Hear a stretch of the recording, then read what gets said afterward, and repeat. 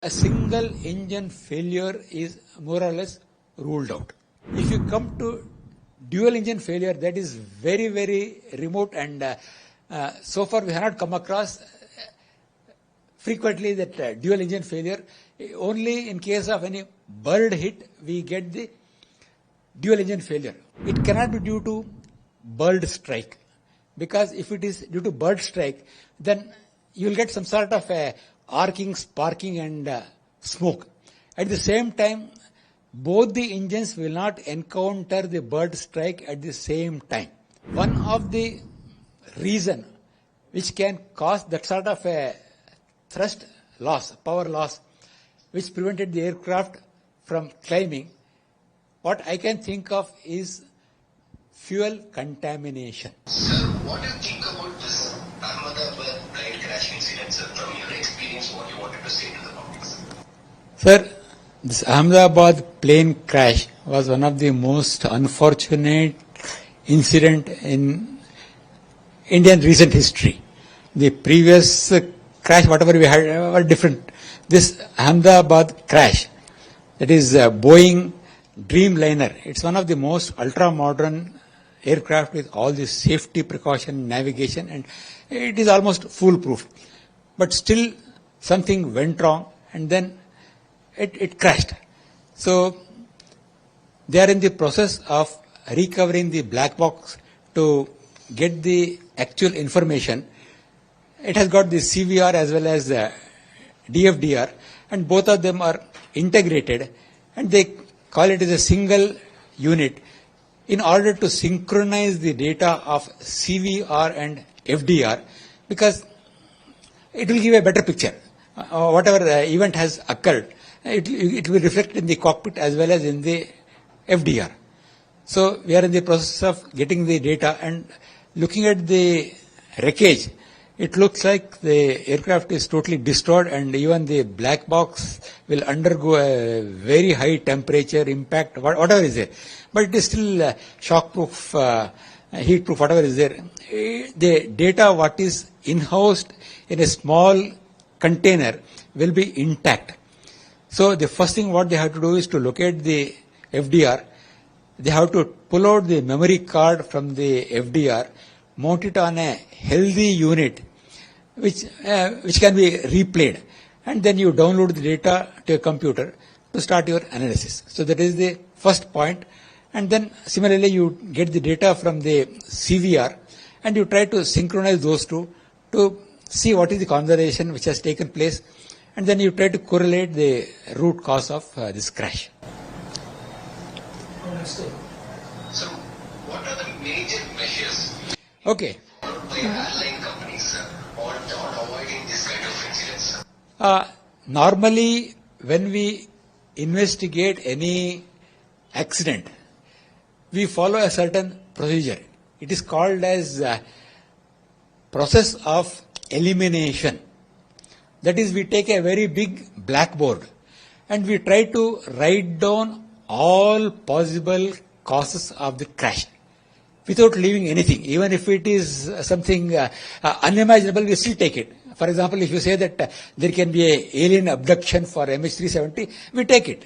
Subsequently, we say that it is very remote, but we take everything. So, taking all the possible causes which can cause the crash, we write on a blackboard, and then we start the process of eliminating one after the other, which are very unlikely. So, the crash can take place due to several reasons. It can be due to weather phenomena. So you are flying and suddenly you encounter some turbulence or severe thunderstorm, whatever is there, it can damage the aircraft. So that is due to natural phenomena. Or you can have due to something called as a wind shear. There is a microburst when the packet of air comes down and hits the ground, and it gets dispersed in all the direction. And particularly if it happens on the runway, and at the time when the aircraft is landing, first the aircraft will encounter a head wind because of the downburst, and the aircraft will tend to pitch up. The pilot will try to correct the course of action by bringing it down. And once it passes through the center of the impact of downburst, it becomes a tailwind. Then he is going to suddenly lose the speed and the aircraft will stall and crash. That is one of the weather-based phenomena.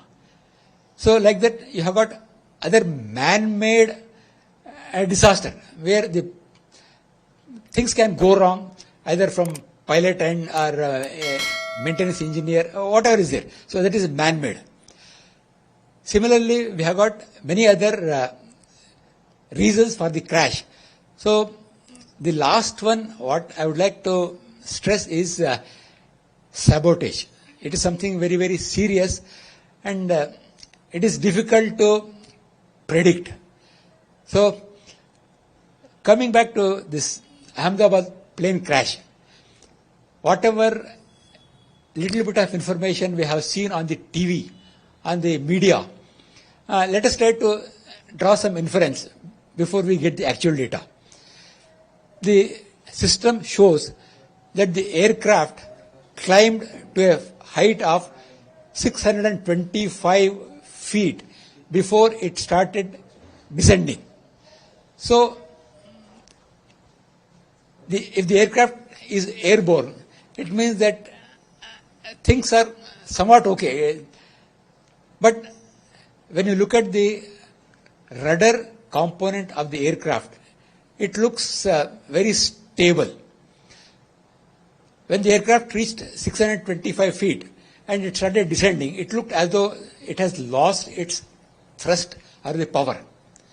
Now, the power loss can be mainly due to loss of engine. If there is an engine failure, then obviously the thrust what is generated is reduced a lot. For engine failure, which is quite rare, it is not something common, but it is very, very rare. If there is an engine failure, then there is a large amount of thrust asymmetry which will try to veer off the engine aircraft in the particular direction, which is compensated with your rudder. But here we find that the rudder is almost standstill. There is no movement of rudder. So a single engine failure is more or less ruled out. Now, if you come to dual engine failure, that is very, very remote and so far we have not come across frequently that dual engine failure. Only in case of any bird hit, we get the dual engine failure. For example, in US, the aircraft, the A320 which landed in river, it was mainly due to the dual engine failure of the bird strike. Now here let us see what could have happened. The runway of the aircraft, Ahmedabad airport is 11,500 feet, which is really very long for any aircraft to take off. And normally when the aircraft takes off, it will lift off at something like half the runway or slightly at 60% of the runway length. If the aircraft had taken off and it was airborne at 7,000 feet, by the time it covers another 4,000 feet, it would have climbed a lot of distance. But here it looks as though when the aircraft was crossing the boundary of the perimeter of the airport, it was hardly at 620 feet. It means the aircraft is unable to generate the required lift for climb. And then we find that the landing gear is down, it is not retracted. The normal practice is the person who is monitoring the aircraft, he will give the call out. He will say 100 knots to alert the pilot. And then you have got next V1, that is the decision speed. The pilot has to take the decision whether to continue with the takeoff or to reject before V1. And then you have got the next speed as VR. It's called as a V rotate. So the pilot will rotate the aircraft and the aircraft is airborne. Subsequently, the first officer will say positive climb, gear up. So the gear is retracted when the aircraft reaches around 30-35 feet. And then you have got a speed called as a V2 speed.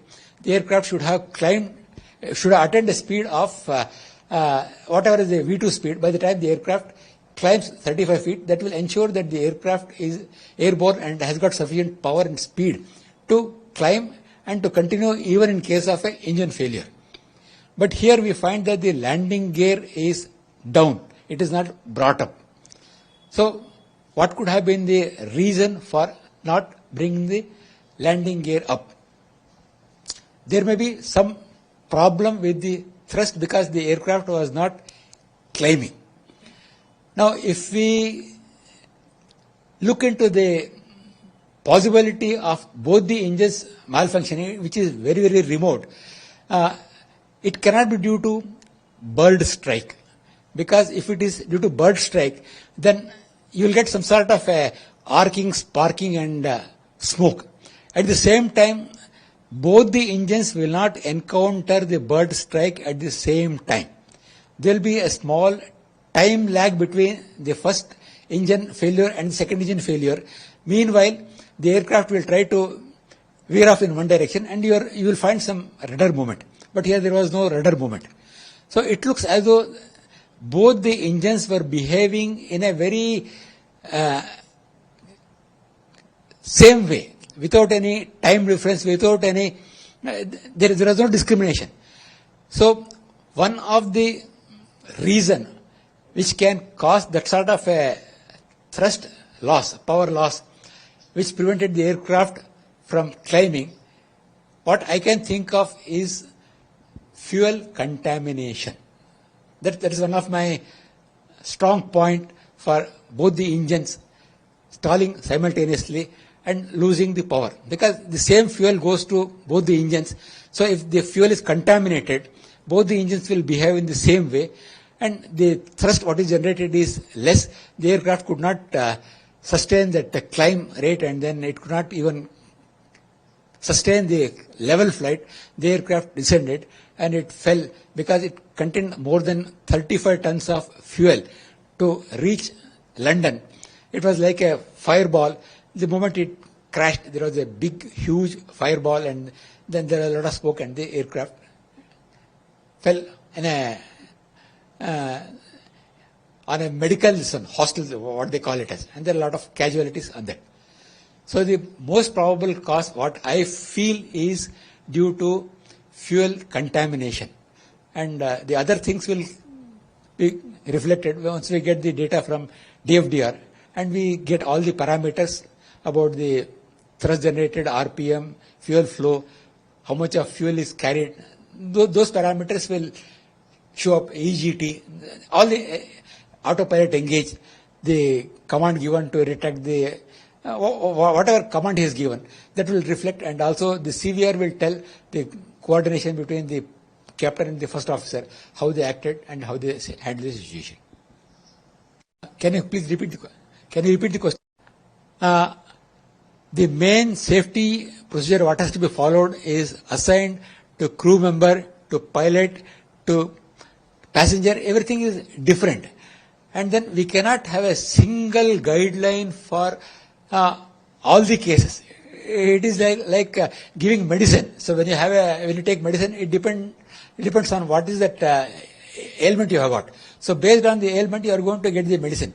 So every case is unique and it has to be looked deep into that. We cannot have a general guideline. We can have certain minimum guidelines, but we cannot have a magic stick which will cure everything. So it is for the management and for the other airport authority to implement whatever the safety regulations based on the past experience. And every case is totally unique, totally different, and every crash will give you some new lesson and it will give you something how to overcome. Just to take a very simple example, one of the Boeing 777 aircraft, which long back, almost 10 years back, which was landing at Heathrow Airport, he was in the idle descent and he was the glide path. The final approach, when he tried to correct his flight path by giving some power to the aircraft, the engine did not respond. Means there was a fuel starvation of the engine. Whatever power he is giving, absolutely, it is like pressing a throttle, your car is not accelerating. So that was the situation. And when they analyzed and when they decoded, they found that there was a lot of froth formation in the fuel tube. And when thrust was given, that froth formed a ice layer in the heat exchanger, and then it prevented the fuel flow. And that resulted into a short landing. It landed much before the runway. The aircraft was slightly damaged. There was no fatality. But once they realized the problem, they immediately changed the heat exchanger of all the aircraft, and they made it in the form of a straw with a different altitude, different height, so that even if some of the heat exchanger hexagon holes are blocked, still you will have certain other holes from where the fuel can flow and it can heat up the engine. So like that, based on the experience, every experience will give you, every accident will give you something new to improvise the system. So it is not something unique. You cannot have if there is a mid-air explosion due to some electric spark in the fuel tank. There was a case when there was a fuel tank exploded because of some small transducer electric spark. Then they said that we have to see to it that the air which is supersaturated in the wing should be removed. So what they did was they filled that one with nitrogen, because nitrogen is an inert gas. So even if there is a small spark, it's not going to ignite just like your supersaturated air. So that gave a very good lesson for them. Similarly, Bangalore crash also gave a lot of information to them, how to design the window, how to design the, how much to keep the idle this power, 40%, 60%, whatever. Every accident will come out with some new ideas which helps them in improvising the safety. But if you are really very smart, then you should be able to predict certain failure in advance, and you should try to take a remedial action before it culminates into a crash. So the expertise will tell you what are the, it is like an iceberg floating in a sea. What you see is the tip of the iceberg. That is the problem. But there are a lot of other problems which is hidden inside the water, which is not seen. So only when you expose that iceberg by lowering the water, you will be able to indicate what are the problems and how to overcome. So it is just evolution, continuously improvising. There is no beginning, there is no end. You have to continue to improvise the system. So that's all. Every case is unique, and you have to see to it that things are, the data of the previous crash or incident is made use of to improvise, it doesn't occur again.